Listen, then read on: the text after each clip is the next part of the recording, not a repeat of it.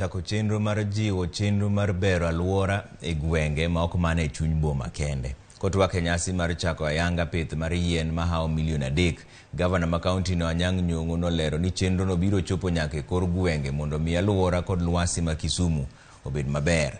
Manen jaod bura ma Lego Usonga e od bura ma Ochiko Sami Weya to nokwayo tend kaunti no mondo rit ler mar auche bende mondo duok chien lel mar pi mar nam Lolwe. Okwayo jopiny mondo oti kanyakla gi tend kaunti mar neno ni gibiro pidho yien e tie auche go be. Police here who are ready with survey. Even the lake and rivers, they are carbon credit emission. They use carbon credit emission. So if we're able to protect those rivers, we're able to desail our rivers, we're able to plant trees and do vegetation around the rivers, like they've done all over the world. I also appreciate the idea. You know, climate change is real. Nobody is now talking about how to combat climate change. It is about resilience and adaptation. Those are the only two things that people are talking about. Because it is now real that it's with us.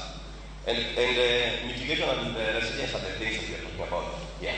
Wan kaka sirikal, wan ga administration modhi nyaka gweng. Wan gi moro ngi village council e gweng mwamiyo tich mar loso aluora maber mar piny, maneno loso weche mag pi, weche mag chiemo, weche mag health kata ngima mar dhano, to kendo weche mag neno ni yore matindo tindo donje gweng mondo ji kik bed gi shida kata ka ng'ato tuo to ok oyud yo maber motere go e osiptal. Omiyo gigi wadwar ni jogo motelo ni administration mar Kisumu County e gweng mondo kaw matek ahinya mondo waduto kaka sirikal to gi jopiny